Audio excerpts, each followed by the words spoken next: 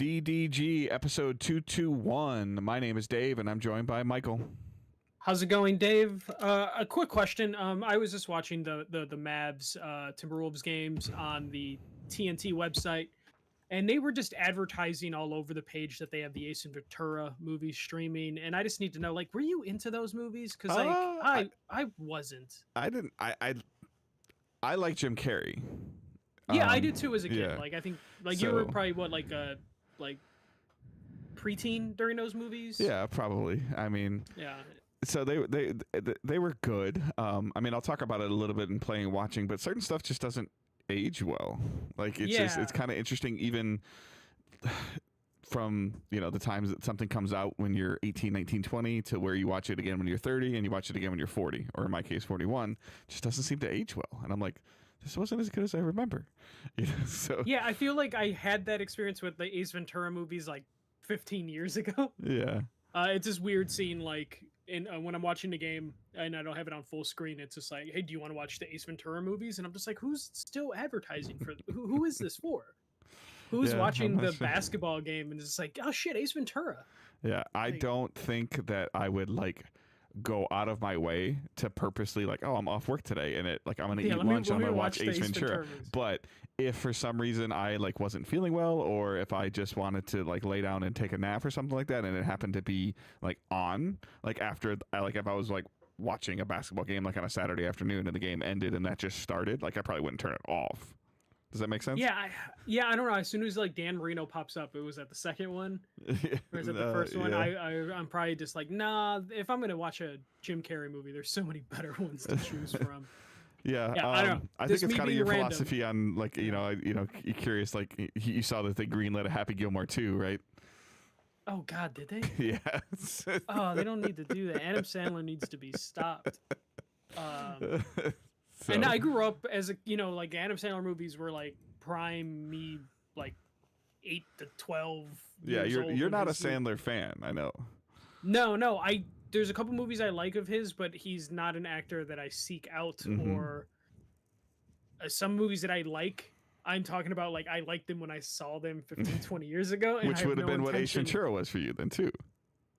Yeah, but we're talking 30 years ago now. Yeah, for Ace Ventura. And it's just one of those ones where it's just like, I just... So did you like, I mean, without going on like a major tangent, but did you like the Dumb and Dumber movies? No, I wasn't into Dumb and Dumber. I do like that shitty prequel, though. So what's your top, because you always have lists, so what's your top 2 Jim Carrey movies? Jim Carrey movies, it's gonna be Truman Show, okay, and then Eternal Sunshine of the Spotless Mind.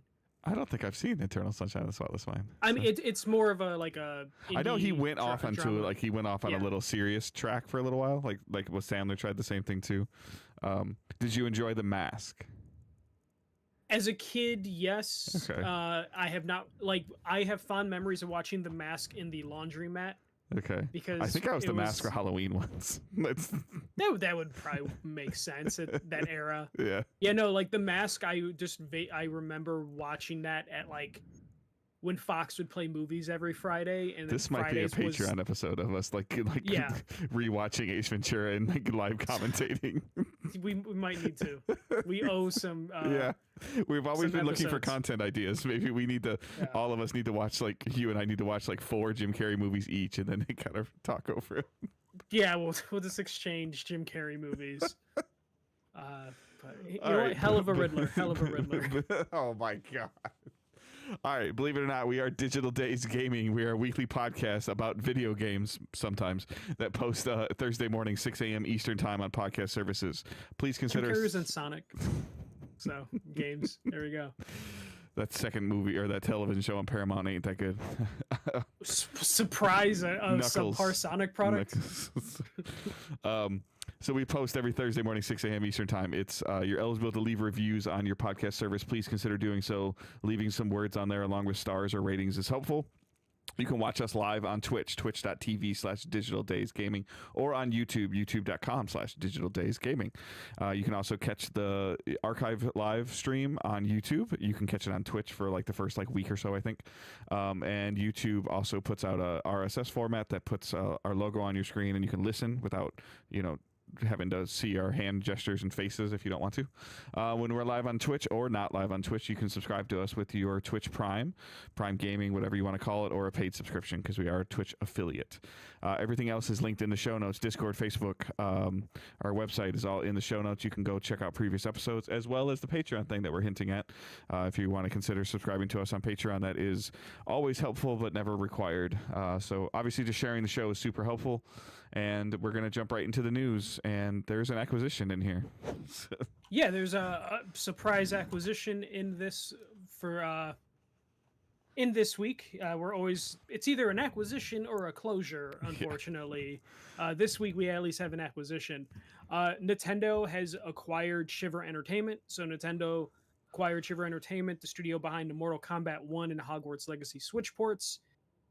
Shiver was an Embracer Group studio that Nintendo was able to pull away.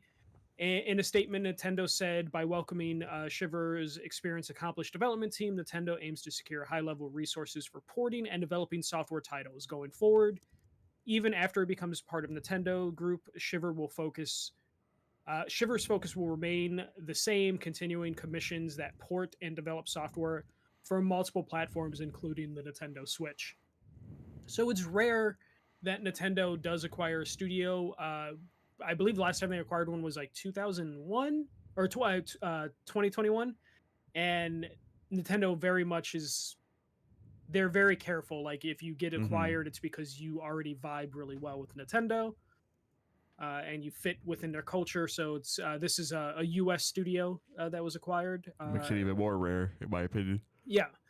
But what do you think about this strategic? This seems like a strategic move more. Yeah, I think it just more solidifies Nintendo's third party with truly what they want to do for third party, and now they're bringing in a top of the line, believed to be a top of the line studio that can make high end games run on their hardware. Yeah.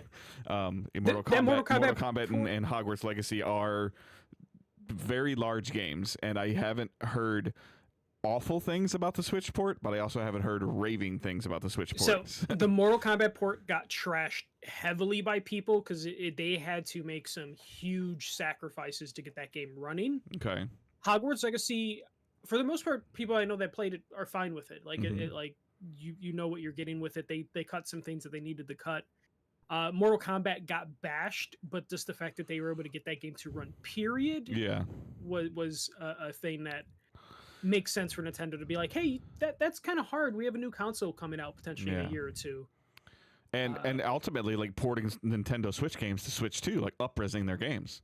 Like, they're going to do that. Like, we all know that they're going to do that. Like Mario Odyssey remake or something like that, or another Zelda game, like Breath of the Wild. If you think we're not going to get Breath of the Wild HD on the Switch 2 or something, like in its life cycle, this is a company that can do that. All while super interesting to me, based on the last statement that you read, is that it sounds like they're going to let them continue to possibly make ports for other systems, which is very much a non-Nintendo thing, from my understanding. Yeah, no, that very much so. But I almost read that statement not as like they'll go and companies will approach them. I almost feel like it would be Nintendo offering their services to third parties that they're interested in bringing their games over. And I think it's also like, hey, let's play nice with third parties and show them that we have a real studio to make it viable to bring their stuff to Switch. Yeah, just to have basically an artillery studio that like a company could be like, yeah, we kind of want to port to the next Nintendo platform. We don't really have the resources, and Nintendo could be like, we really want your game on our platform. Here's our resource. Right. Like, here's a studio based in the US, which I also think is strategic. They're like, hey, here's a studio that you can work with, and they will be able to assist you as much as possible in bringing your games over, or you hand over the whole project to them to port the game over for you. So this seems like it's a really good move by Nintendo, and just bringing more stuff to them, because one of their biggest faults, the last like 2-3 generations, is that third-party support. They haven't needed it, but if I'm Nintendo and I'm like, wow, we're killing game sales without third parties. Just imagine if we just had a little third party support. And probably as a forward thinking company, as much as Nintendo likes to be, or like in front of innovation, whether you like it or don't like it, they are obviously been working on games for the Switch 2 or whatever you're going to call this, Switch 2, Switch Plus. Then they're probably realizing, again, like they said years ago, as they improve their hardware, that their developers are having a hard time with some of the hardware adjustments, and therefore things are taking longer. I mean, I don't have the time in front of me, but we're probably looking at 7-8 years between Zeldas, right? On average. If you don't count HD. Yeah, because I mean, like well, I mean, Breath of the Wild, Tears of the Kingdom. That was what, like 4 years, 5 years. 2018. 2017. 2017. And it came out in 2023. Yeah, so 6 years. Yeah, so that sort of thing is how Nintendo runs a lot of their major franchises. Yeah, and then obviously, so now we're talking like maybe there's another one being worked on, but but I'm talking about a new iteration of the Zelda franchise. I'm using Zelda as an example because my understanding is it just dominates everything when it comes out. So if we're at 2023, like 4, 5, 6, 7, 8, 9, 2029, before we get, another new entry in the Zelda franchise, 2028, 2029.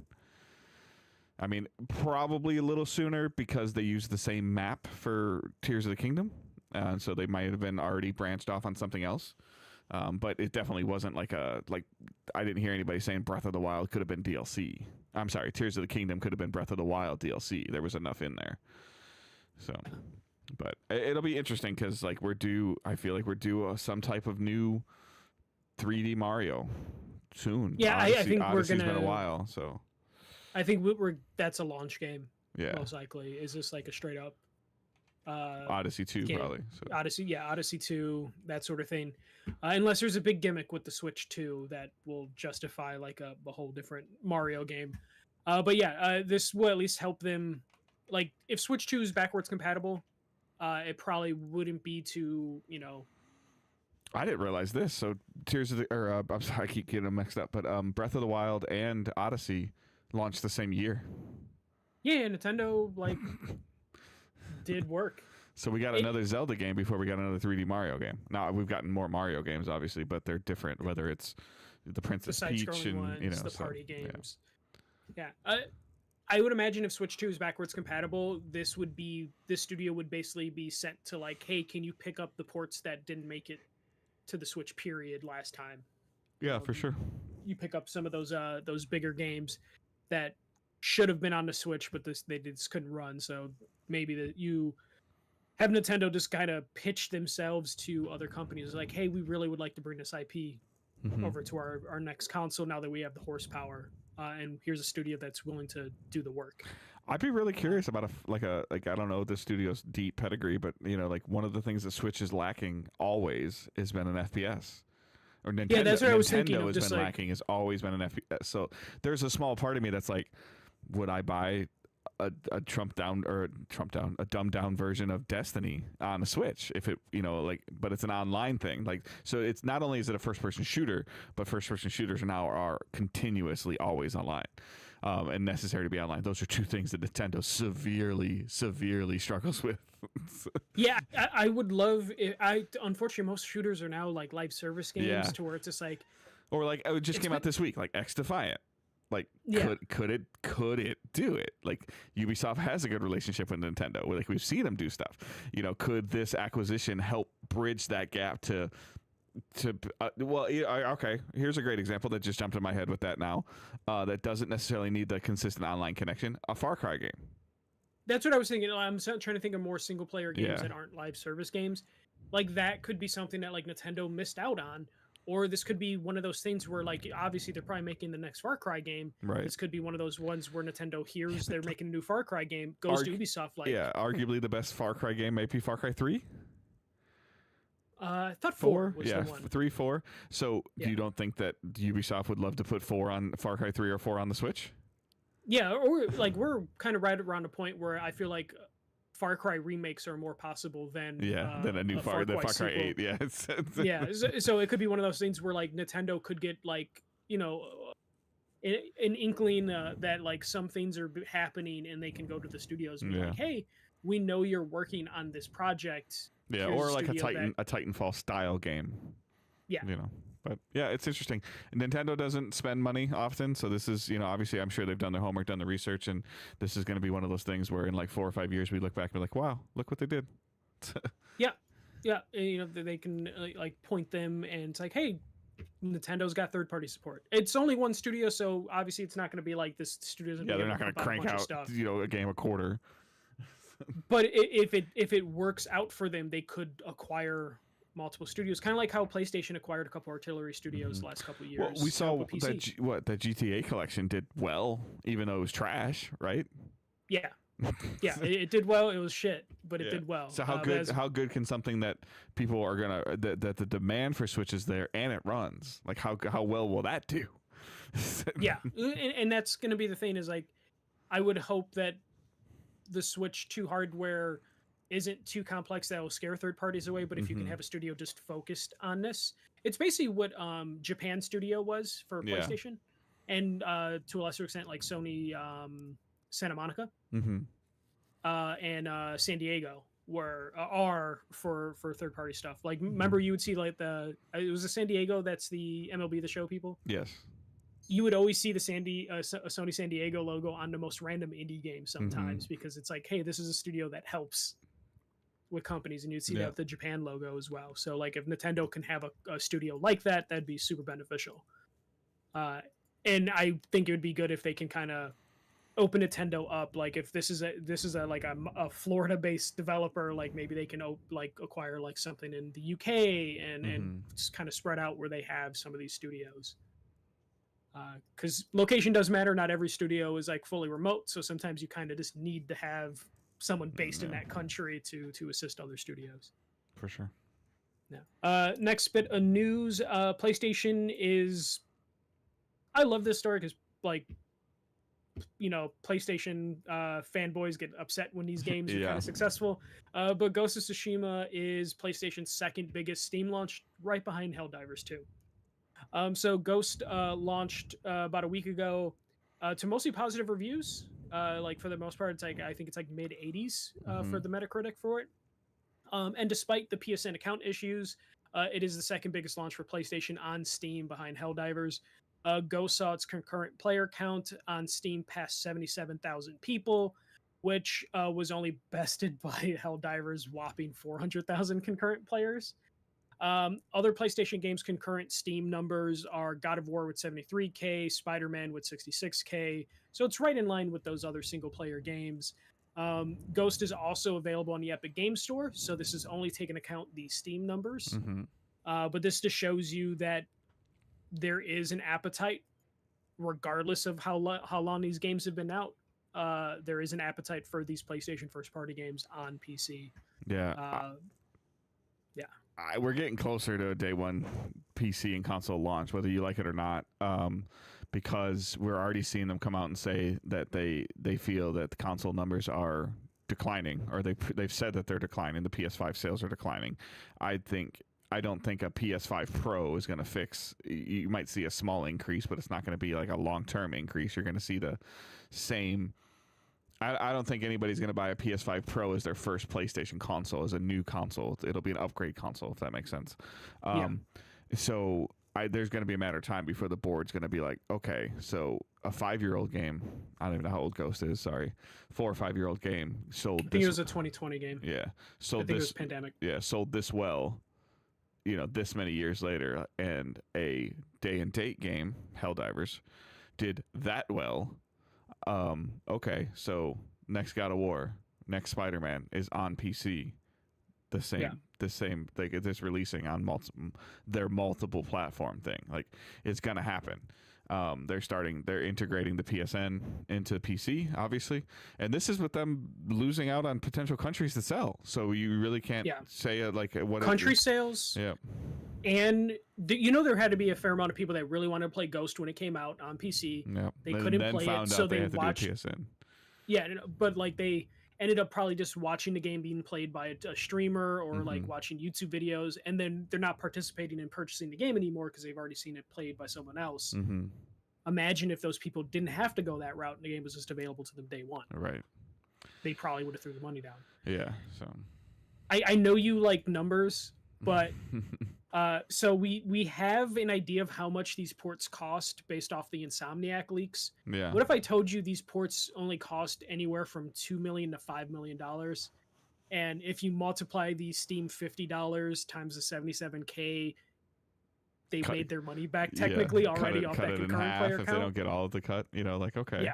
Yeah. Like, so, yeah, no, I love it. And this is why I'm saying is like, their first week, they most likely made their money back on what it cost to port the game. Right. And therefore, if they develop the game as the PS5 or with the PlayStation console as the base, with as close as the PlayStation consoles are being to PCs now, these ports are going to be even easier. And with their, similar to what we just talked about with the Nintendo, with their acquisitions, it's not NetEase. Nexease. Okay, I knew it was close. Nexease is probably helping them to where, the infrastructure's there. I'll be very, very curious at Concord's numbers, because that's going to be the next thing. If Concord's numbers are on par, close to Helldivers numbers, I don't think they'll be, but if they are close, because we don't know what it is, right? Let's just say they're within 30% of Helldivers. Okay. Yeah. Go ahead. I would say if they're above Ghost, which is now the second best game, I think people at PlayStation would throw out the game plan and be and like pivot to like we need Uncharted 5, if it's in development, needs to start being developed for PC. Yeah. Like even if it's not like, hey, it's not doable for it to be day one, depending on how long the game's been in development, but if they can cut that down, it needs to be in launch window. Yeah. So especially imagine like PlayStation likes to release games in the first half of the year. Yeah. Imagine if they can start the year with the console port and end the year with the PC port. Horizon 3, February 2025. I'm not thinking it's going to happen. 2026. Horizon 3 PC, August 2026. Yeah. I just like if they could hit same year though. Yeah. Especially like sometimes PlayStation, because they release stuff early in the year, when it comes to Game of the Year talks, people forget about it because it came out in March. Horizon and God of War are March all the time. Yeah. And even Uncharted's been June. And then if they can remind people of those games towards the end of the year, and I know it sounds silly, but PlayStation does care about these Game of the Year awards. It seemed like that was something they're very like. Well, they care about being. They don't necessarily care about winning the awards, which I'm sure they do, but they care about being in the conversation. Yeah, and if they could cut down that gap between PC and console release to within the same year, like that would do them a lot of like and eliminate Xbox and hurt Xbox during the whole process. So because now you're taking more money, whether it's a Game Pass dollar or whether it's a Microsoft Game Store dollar. Like you're all of a sudden you're giving the PC player a choice. Like, do I want to buy? I'll just use an example. Do I want to buy Hellblade or do I want to buy Ghost? Like that's a decision that a player has to make. Do I want Ghost or 3 months of Game Pass? Right. Yeah. Especially. I notice a lot of people I know that have Game Pass, they only buy the 3 month increments now. Like I don't know a lot of people that buy the 1 year increments. Because the 3 months. I just don't even. I'll be honest with you. I don't even think about it. I'm sure it's been hitting my credit card every month, and I'm just like, like, should I cancel it? Probably, but will I? Probably not. I basically just wait for the 3 months to go on sale, and then I stack from there. But like a lot of people I know usually just do 3 months because they're like, oh, the one game I care about is here, and then by the time I'm done with it, my 3 months are over. So if PlayStation can go in there and snipe some of those people, I'm not going to buy my 3 month subscription for April, May, and June because I'm going to buy Ghost. Yeah. Like the market's there. Like these companies don't hate each other like that, but it's also they know that there's only a certain amount of money that the players can go for at one time. Speaking of players going for things at one time, Grand Theft Auto 6 is apparently launching fall 2025. Take-Two CEO revealed in a financial call that Rockstar is planning to release GTA 6 in that time frame. When asked about their confidence in a release window, the CEO responded with, well, there is slippage in industry. We're not immune from that. However, we narrowed the timing because we're highly confident in that timing. This is kind of Take-Two doing the thing that they usually do of like kind of calling their shot. We see this in the movie industry of like, hey, get out of our way. Whether this hits, I don't know about you, Dave, but I feel like because this was in a financial call, it's more likely that it is. It's still January 2026 in my mind, but For me, I think that's right because they do delay games, but when you tell it to investors, Yeah, I I get feel you. like you're closer to it being reality than when it's a trailer. What's your version of fall though? Like late August, mid September, or like mid November, October? I think it's October, first week of November, sort of thing. Okay. So before Thanksgiving. Yeah, this is the get out of my way. Like they're kind of telling the gaming industry, like, so do we see a push for August and September and October? From other games, and everybody stays out of November. Yeah, this, and I would imagine, if you're Microsoft, your PlayStation, Nintendo, maybe you probably already got the heads up from like Take-Two of just like the game's most likely coming out within this month or two time frame, but this is telling everyone else, basically the other developers and publishers, plan around this. We saw that roguelike Prince of Persia game literally go, hey, Hades came out, we didn't realize it, we're delaying a month. Yeah. They're just like, we're not even going to try. Like, it ain't worth it. And this is Grand Theft Auto, like, everyone knows that it is going to just suck up all the attention in the games industry. So this could be one of those things where if you're a publisher and you were thinking fall 2025, because this was said, you're either going to see if you can push it forward or push it back, whatever your release is, just to kind of stay out of that window. Because it's hard to get anything. Like, all the Twitch streamers, all the YouTube streamers are going to be on Grand Theft Auto 6. So you don't bother with your marketing campaign during that time unless you want to pay like extra to get that attention. Right. But yeah, whether they hit this, I think it's like, what's your over under on like 6 months from fall? Over. Yeah. I don't think it'll be a year, but if this slips to the summer, like, I wouldn't be completely surprised. Yeah, I would say February, March, if I really, really had to. February, March 2026. I guess I'd really have to look at Take-Two's physical calendar and see like when their year ends. When it they'd want to get it out in a, they wouldn't want it to be at the start of a fiscal year. Yeah, so I believe they would probably be like a March, April, because they're a U.S. company. So yeah, Grand Theft Auto 6 fall 2025. We will see if that happens. Xbox greenlit Ninja Theory's next project. So according to Windows Central, Xbox has greenlit Ninja Theory's next game. This is reportedly a different project, and it's not Project Mara. So it's not a sequel. It's just something completely new, and it's not that Project Mara thing that they teased about a year ago. Ninja Theory just launched Hellblade 2 this week. 2, like, decent reviews, like the Metacritic, OpenCritic, it's in like the low 80s, which a lot of people were kind of disappointed with, but I think that's kind of on par with the type of game Hellblade is. I'm going to probably play it this week because I re-upped my Game Pass yesterday. Because of Hellblade 2. Because of Hellblade 2. Yeah.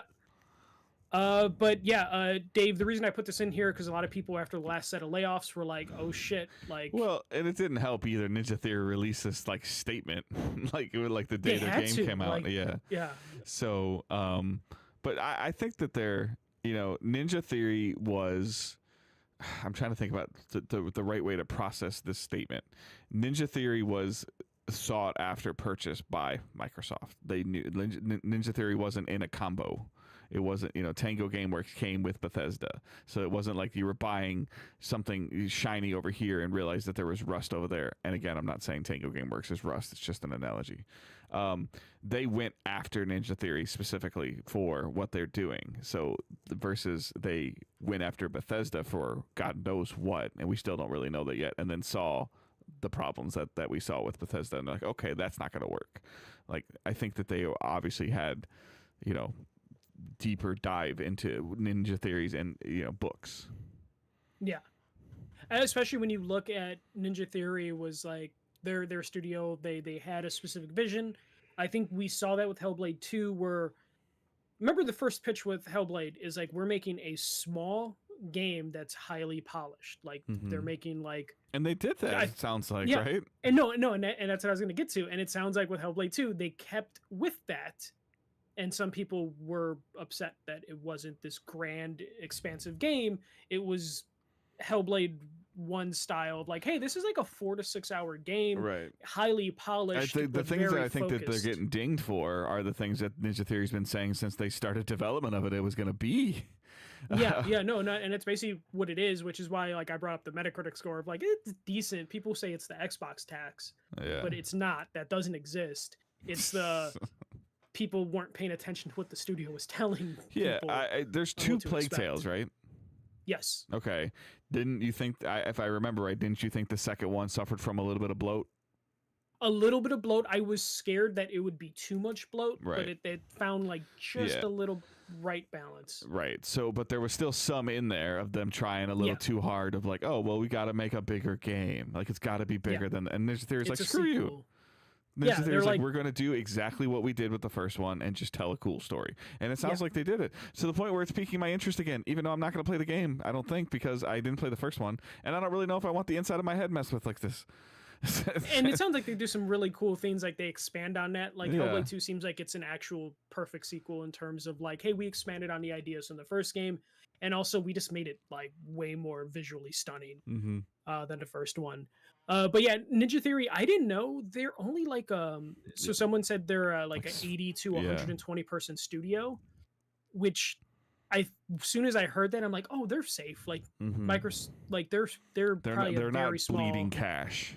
Yeah, like that's a small enough studio that it's just like, okay, that explains why it took them a while to develop the game. Maybe they need a little bit more resources for that, but maybe they don't want the extra resources because that would mess up their vision. And maybe that was talked about during the acquisition of let us, we're not going over 150 employees.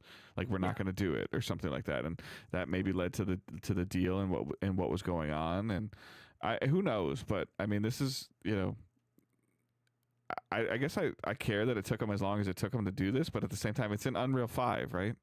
I believe so, yeah. Yeah, and Unreal 5 wasn't fully fleshed out until about 1.5 years ago, I think. Yeah, we would around. I mean, that's when like most companies made that transition. But yeah, they definitely were early in that engine.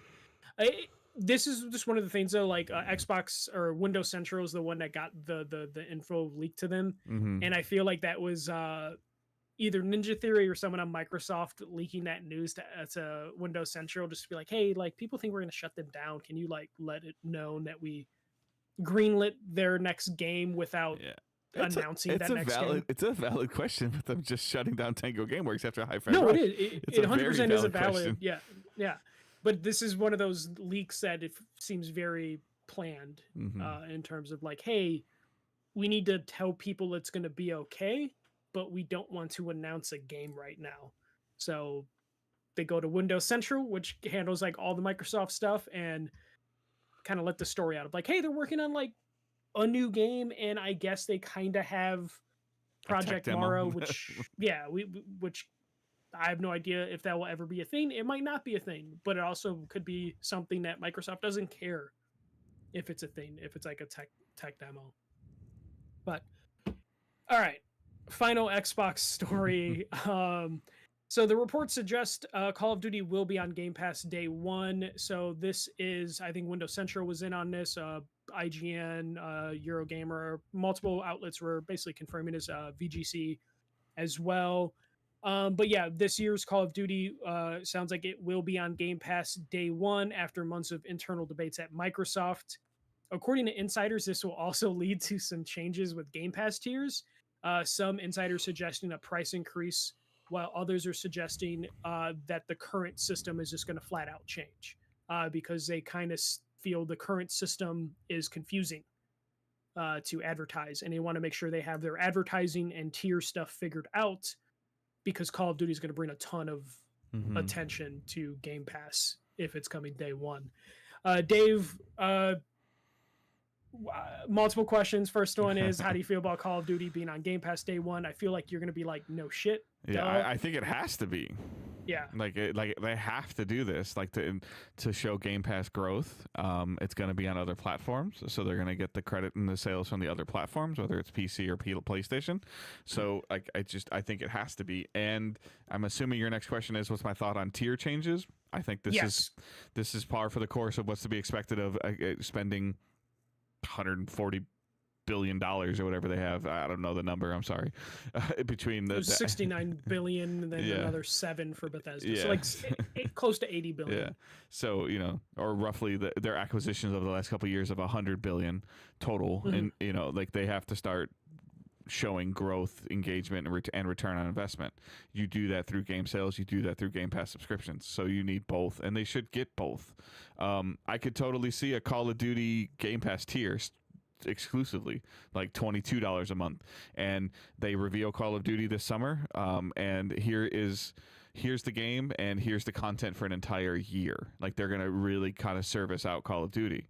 It's already somewhat serviced out, but here's the seasonal content, here's the stuff, here's the maps, here's the map, because I feel like Call of Duty doesn't do roadmaps. Right. No, I think that they used to, but I think that in terms of, I could totally see a system where you buy the $100 or $120 package for Call of Duty and you get everything, or you buy this tier of Game Pass and you get everything, or if you buy this tier you get almost everything, but you got to wait like 30 days. Yeah, I can see them kind of doing a Call of Duty tier, like you said, that comes with like a sampler of Game Pass. Yeah. Oh, a smaller cost. Yeah, a smaller. Okay, I was saying a larger cost. No, So I feel like they would be pushing it with another price increase because they've had 2 or 3 in the last like year or so. I can see them shuffling the tiers to where there's like a lower cost, like that core tier becomes the Call of Duty tier with a sampling of stuff. But I know that's going to make things more confusing. Yeah. Because I like right now, I think people are confused of just like, do I still need live? It's like, right. No, as long so you're saying core Game Pass, or you're saying core Call of Duty and Ultimate is 3 tiers. Yeah. Okay, interesting. And then the Call of Duty one being between core and Ultimate. Yeah. Okay. And just to get people into that stuff, and then be like, hey, you like Call of Duty, you really want like Game Pass? Well, here's, the next best thing, which is Ultimate. Mm-hmm. I can see them doing something like that. That would probably be more confusing, but Call of Duty, like, they're not going to cannibalize their sales too bad because their number one platform is PlayStation for Call of Duty. So like they can kind of fuck around for a year or two with Call of Duty on Game Pass and figure out tier stuff, and it won't hurt their sales ultimately because right now it's probably PlayStation 1, PC 2, Xbox 3. Yeah. In terms of like where their revenue comes from. Yeah. So they can kind of mess around to figure out how to do this on PC, and Xbox is just kind of like a little bit of bonus because their market share is so small. I'll be curious. Like we haven't heard the numbers yet, but they put Diablo 4 on Game Pass. That had to have brought some increased subscriptions. Like it had to.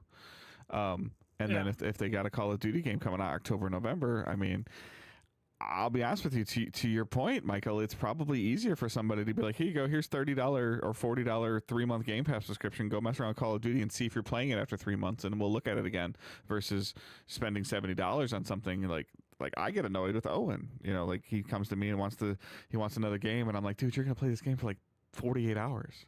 Yeah. And I'm like, and you're gonna move on. Like he hasn't touched Dragon Ball in like 6 weeks. So so he was all over it. That's why free-to-play games like Fortnite are so successful, because you can drop in and drop out as you want. So there's always a chance that they'll get you with something else. That's why I feel like there was going to be a higher Call of Duty tier offering that drop-in, drop-out functionality of like, here's all this stuff that you get with this tier. Like you get the ultimate version of Call of Duty, and then the people that buy the game full outright deluxe edition of the disc game get the same stuff. But if you want to be on regular Game Pass Ultimate or whatever, you get the stuff like 30 days later. Yeah, I can also see it just being simple of like, hey, Call of Duty's in Ultimate, it's not in Core. Yeah, well, yeah, that's good. That's a slam dunk. Yeah. If that's just how they're going to do it, and they're just hoping that isn't confusing enough for people in terms of like, oh, I thought I bought the Call of Duty one, and I didn't, I bought Core. I don't want to play Sea of Thieves or Grounded, whatever like the smaller games are on there. Because the other thing that's lingering around there is Call of Duty Mobile, which does pretty well. Yeah, you'd imagine that's just like just a little extra money flowing in from that like they're probably going to leave as untouched as possible. Yeah. Especially because Xbox can be, you can stream the full games to your phone. So like that could be a whole other thing once people figure out like, oh, I could play actual Call of Duty with a controller in my phone anywhere I want. Right. Like that could be a game changer for them once people kind of get into the ecosystem. Basically, they need to find a way to lower the tier or that entry. Yeah, as much as that's possible. a great point. What you're saying is you're changing my mind, because that's a great point of, oh yeah, you want to play this on your phone on the go with a Bluetooth controller? Okay, upgrade to Ultimate. Like, I see what you're saying now. Yeah. I'm saying shoot over Ultimate, because you know you're going to get them anyways, and introduce those players to Game Pass. But I also now just realized that those players are just going to go buy the disc and put their disc in their Xbox and move on with their life. So so you want to set that entry as low as possible. Yeah, no, you're right. I got you now. That's a very valid point. So we might also see a return of trials, like 7-day trials and stuff like that, 2-week trials. I'm more on the fence, or more on the side of we're going to see return of 30-day exclusivity or 60-day exclusivity, like we did back in the day with Matt. That I think would go to deluxe owners versus Game Pass owners, like a reason to. Could be another way of just like, hey, say they do make a middle tier that's Call of Duty is on. Yeah. If they're like, hey, for Ultimate, you can get this map pack early, so you can play with your friends on PlayStation who had to pay for the pack day one. Yeah. That sort of thing could be very helpful. Though, honestly, I'm kind of out of the loop on how map packs even work on Call of Duty anymore, because Warzone kind of they do seasonal stuff. Like, I know that because they have seasonal battle passes and stuff like that, and they do a lot of challenge stuff that I've seen. But yeah, it's just interesting because like it wouldn't entice me to change my Game Pass subscription personally. Call of Duty's not enough for that. But if it's all of a sudden, if it's included with Ultimate, yeah, I'll dabble with it. Yeah, I'll dabble with it as long as it's not like, what is it, 150 gigs? The last Call of Duty was. I'll dabble with it. But yeah, no. I believe it's Black Ops 6 is what everyone's saying is the game this year, or whatever Black Ops number they're on, which will be huge because that's like probably the most beloved franchise within Call of Duty, which again is just a good move for them to do that if this is going to be on Game Pass. Of just like, hey, Black Ops is on Game Pass. It's going to be pretty Black big. Ops 5, I think, is where they're at. Okay, 5. I think, but. I feel like I saw 3, and you did some stuff with 4. 4 was the first one to drop the campaign. 4, but then there was one after that, and they dropped the number scheme, I think. Yeah, maybe you're right. So. But yeah, this we'll find out probably in a couple weeks. We're like 3 weeks away from the. Don't tell me that. All the news. So we'll find out what's going on with. Hard enough time motivating myself to play games now, let alone seeing a whole bunch of stuff that I won't play again. I'm ready for it. I mean, I have some PTO built up. I might take a day or two for E3 stuff. Yeah, I might need to do the same. Start looking at some dates. So, all right. So far nothing's been delayed and nobody got closed. Yeah, Multiversus is coming out or is out, something like that. X Defiant is out. Yeah, so I don't know what long delayed stuff is coming out. Dogs and cats are living in the same house. That one FPS where you play a toy that's in like a toy store, that is finally coming out next week, which we got to mess around with that game on Xbox. It might be. I don't even know what you're talking about. I'll show it to you. Okay. It's a game that's like lived on Twitter for like the last 3 or 4 years. Okay. It's finally coming out. All right, so what we're playing and watching. So my playing is very thin. I think I told Michael before we started recording, I'm going out of town for some Memorial Day stuff. My daughter's back home, so we're going to Cedar Point and stuff this weekend with her boyfriend. And even though I write my own schedule, I gave myself an 8-day run. Don't you hate when that happens? Yeah, after coming back from, and I don't need to do it, and I don't know why I did it. I just looked at my schedule, and I'm like, wait, I'm off today? I go, and then I'm not off until like next Friday. I'm like, damn. So not a lot of time for playing. Daughter unexpectedly came home. Nothing bad, just a better job opportunity.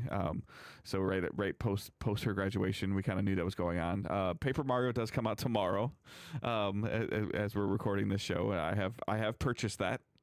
So that will download physically or download digital. Like I don't trade games in anymore, and Owen loses cartridges. No, there was just reports that like a lot of physical copies were canceled. Oh, I didn't even know that, but I'm just like, I don't even want to mess with the chance of, as much as Owen touches and moves the Switch and does stuff, I just want to know that my game's on the system. So. A bunch of people that bought at Walmart were getting canceled emails. I think I saw that. Yeah. It sounds like they under-delivered sort of thing, like or Nintendo under-delivered the amount of copies. Yeah, so I'm hoping that kind of holds my attention for a little bit. I'll see. I struggle to play the Switch in the car, but I'll see if it's something I can pull off. Like it's like we have like 2 hours of driving, 2.5 hours of driving.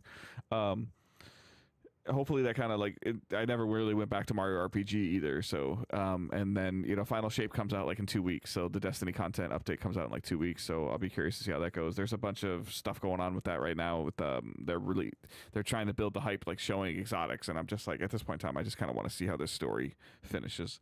But so that's really all I've been playing. I was watching some of the basketball. And then, shocking, my wife and I, through my daughter's recommendation, found a show on Paramount Plus. It's called Scorpion, and it's apparently like 6 or 7 seasons. We're really kind of enjoying this. This kind of in this FBI crime drama crap that I'm in all the time. But it's like a team of like highly intelligent, like the third highest or fourth highest IQ people that are helping the government solve cases and stuff like that. So we're like 4 or 5 episodes in. I think there's like 6 seasons. So that is what we've been watching. It's kind of just, again, one of those easy 45-minute things, no commercials, that we can watch like right when I get home from work and like, okay, that's 1 episode or 2 episodes and we go to bed.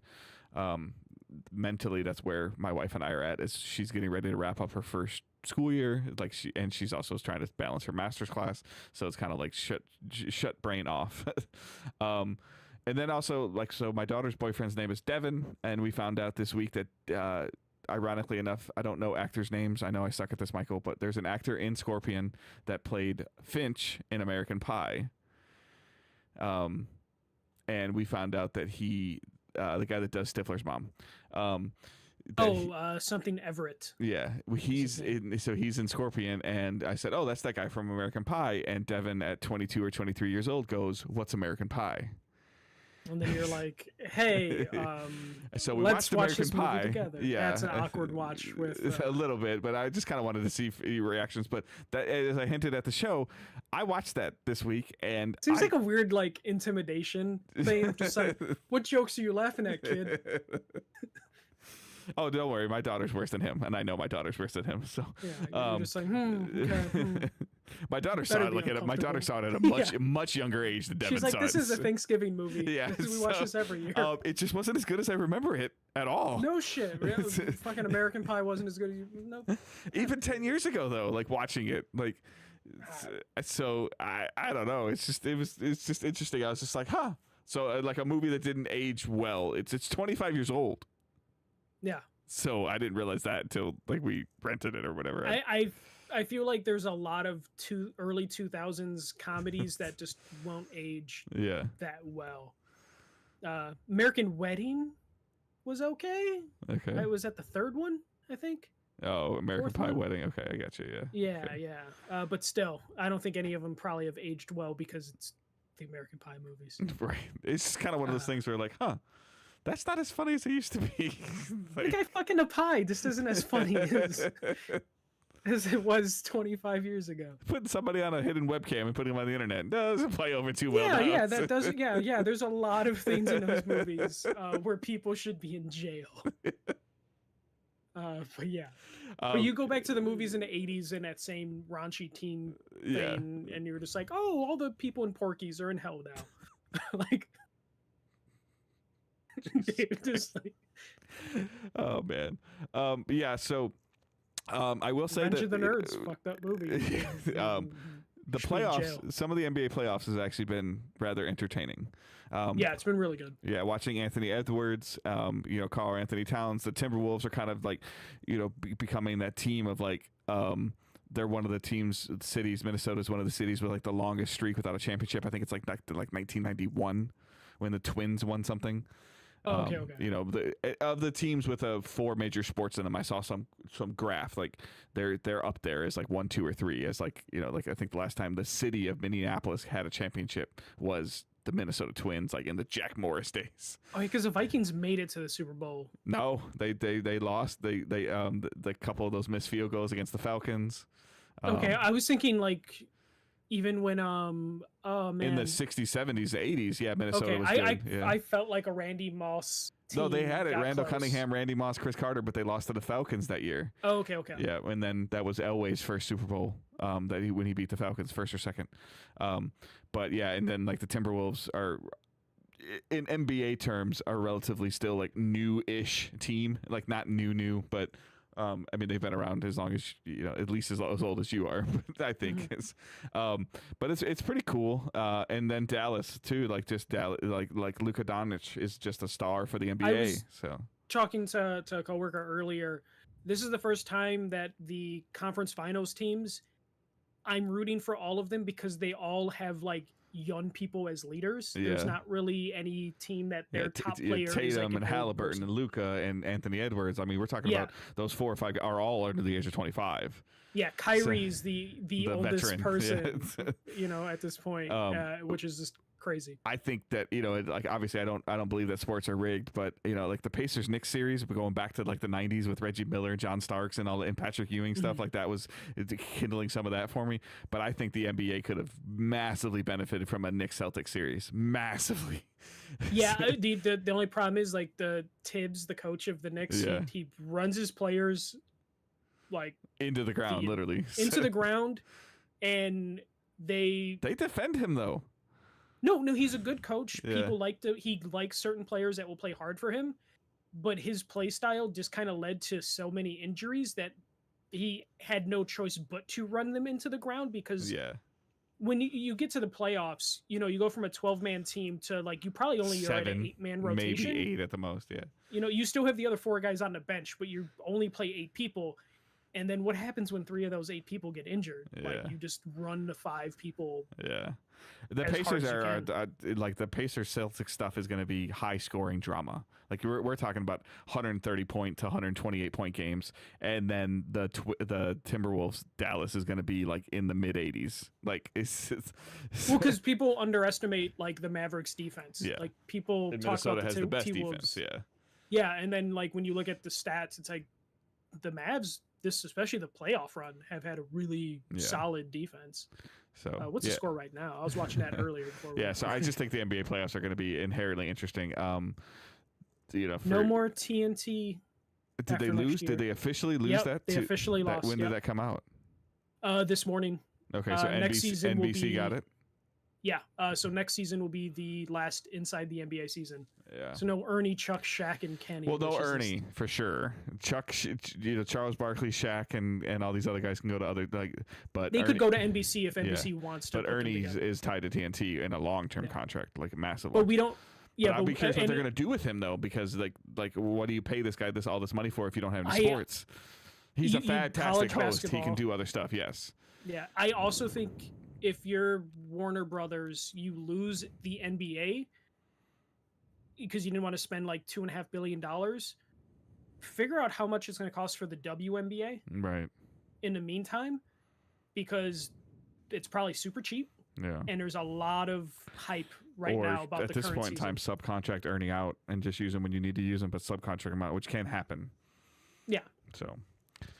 But yeah, that's gonna suck. That's a lot of people like that show. I must have missed that officially came down that NBC won the rights. Yeah, it's either NBC won the rights or TNT just bowed out. Yeah. So yeah, because I know Amazon was also in the running as well as like 2 other things. Yeah. So, but that's it for playing and watching for me. So. Yeah. For me, besides NBA playoffs, which I've been watching religiously. I did pick up a Rose and Camellia collection on the Nintendo Switch. This is a collection of 5 like very small games that Dave will probably laugh at the premise, where it's basically like a novella, very dramatic style story, where you play like a commoner woman in a rich family, and you're trying to basically take the state that is rightfully yours. And the way you battle your family and other characters and stuff like that is by slapping the shit out of each other. Oh, by the way, the Mavs Timberwolves is like 59-62 at halftime. So my premise of the games being in the mid 80s is out the window. Yeah. Luca and Ant are just going to go nuts against each other. So this game is basically a game where you slap the shit out of each other. Like you basically take turns slapping your opponent. How you slap your opponent is either two ways. You either slide on the screen, like to move your hand. So it uses the Switch's touchscreen for that, or you can take the Joy-Con and use motion controls to do the slapping. Very simple gameplay. Really fun. This is basically a compilation of 5 games in this pack, and each game probably takes like maybe a half hour for each game, because each episode is its own individual story. This is one of those games that Limited Run put out and like brought over to the Switch, and it is a game that I feel like anyone that's kind of in my age range it will be familiar with, because it was a relatively popular Flash game back in the mid to late 2000s. And this is one of those cool things where Limited Run gets a lot of crap because, they they're an Embracer group. They're also like some of their ports can be shovelware RS. Yeah, and the false scarcity that they make every time they release something is problematic. But when they do stuff like this where they're like, hey, you remember those Flash games that are now gone to the world because no one's web browser runs Flash anymore and those websites that hosted these games are gone? What if we brought those to modern consoles and then they port them and actually live up to their like forever physical, like preserving game history sort of, like mantra that they have. So this is one of those games that I'm glad it isn't going to be forgotten. It was brought to the Switch. It's only a $20 thing for the 5 games. Again, they're really short. They're like a half hour. There's not a lot to explain with the gameplay. It's literally, like I said, it is just you slapping your way through like all these other characters. There's some like strategy to it. There is some depth to it. Not a lot, but there is some in terms of like, there's like visual tells when you know when to dodge a slap or when it's a good time to actually slap someone. There's like some sound cues as well you can follow. So each opponent you face will have some sort of tell. So you kind of have to play with that and know that like every person that you go against will have some different thing that makes them special compared to other people or makes them unique. But yeah, this game looks good. Like the art style is translated pretty well to the Switch. It's very simple. It runs on the Switch, which is something that I always have to mention when I talk about Switch games. Like it actually runs smooth because it is a simple game. It's a Flash game that was ported. Game or sandwich? This is worth with inflation now, a $20 game is probably like a sandwich. So yeah, this definitely is like an indie game. I would recommend anyone that used to play Flash games to go look up what this game is, just because you probably have played it or have seen it if you used to go on Flash games, mostly during school. That's where I did a lot of my Flash game playing, is just running them on the library computer or the school computer. So yeah, this is Rose and Camilla collection on the Switch, $20. I think it's worth it for that. Limited Run did put out a physical copy for it, but I think those pre-orders are done now, so digital is the only way to do it. No other platforms as far as I know, just on the Switch. Nice. Okay. So definitely worth trying. That is pretty much all I've played outside of still doing some Fallout New Vegas stuff, and dabbling with PS3 stuff because my paranoia lives on about that store closing, so I'm just digging down further into I haven't the even gone back to that show yet, and I don't know if I'm not saying it just didn't, it held my attention, but not enough to like be like, I want to see what happens next. Also, I think you're tired too, probably, so you just want to show where your brain gets turned off. Yeah, like and I think it's more or less like I'm at that point where I think I need to find some stuff that I can watch like without Ange, and I keep circling back to like people raving about it. I have not watched The Boys enough. I did not give it a fair shake, and that's something I think I should do. X-Men '97 would be a good watch too. I watched a couple of those. Yeah. It finished up pretty strong. Yeah, I have been watching. I just randomly got on this baseball movie kick lately, so I watched Field of Dreams a couple days ago, and some other just other baseball stuff. I just been on a baseball kick it. And to be fair, I am signed up to play in 3 softball leagues this year, so I might be overdoing that a little bit. So that's like 6 games a week. So with your arthritis knees. Yeah, I'm doing one knee. One, not multiple. Okay, one. Okay. One. So, and I have a thing that I wear on my leg, and it hurts the worst in the morning, first thing in the morning, and just it's not a lingering pain. It's literally like just 5-second jolts every now and then. So it's kind of weird. That sounds fun. So, yeah. Are you an Advil before the game or after the game? Both. Okay. But yeah, no, playing that's all. I did pick up some more indie games because a ton of indie games have released in the last like 2 weeks. I'll talk about the next one that I'm gonna probably pick up this weekend, next week, along with Hellblade 2. Nice.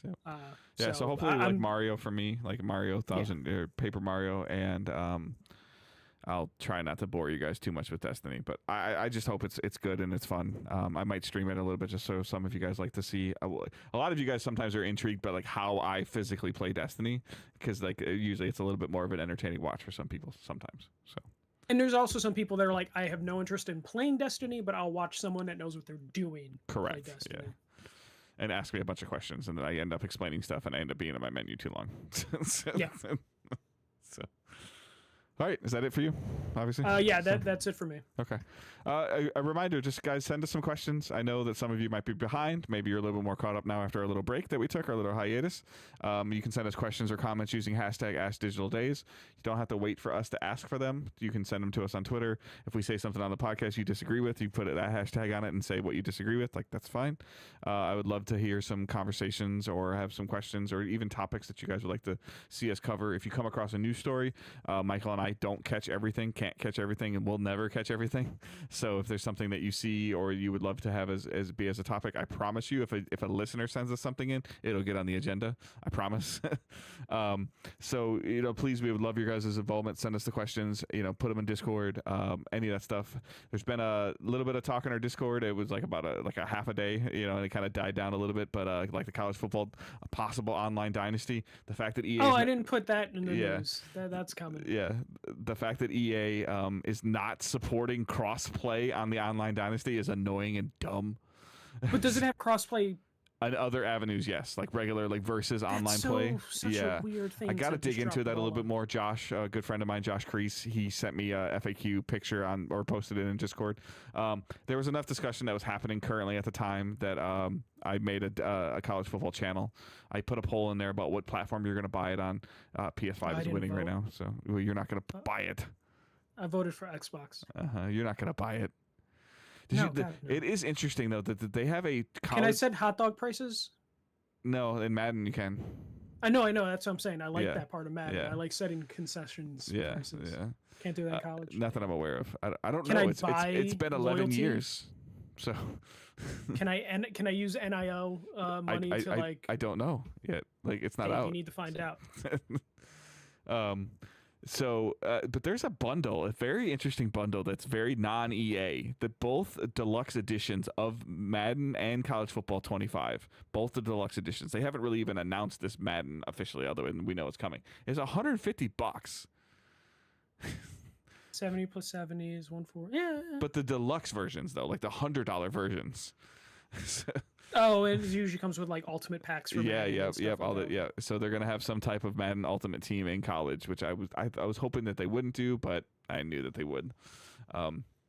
So it'll be super interesting. That did generate a lot of buzz with those trailers and stuff of like that game's gonna do. I think that game's gonna do very well.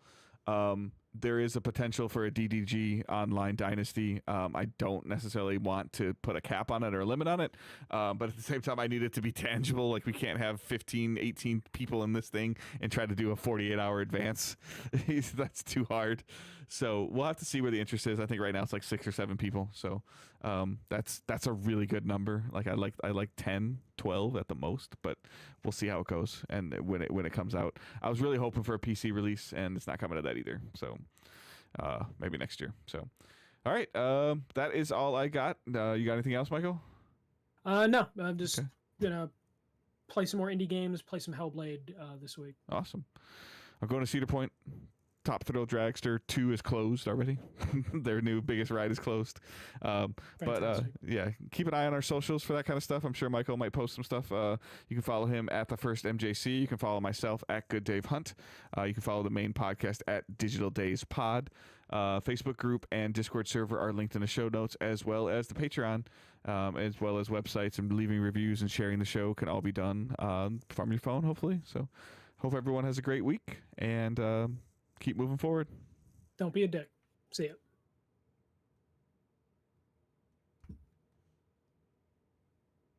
All right.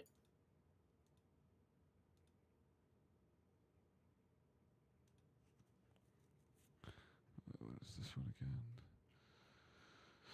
221.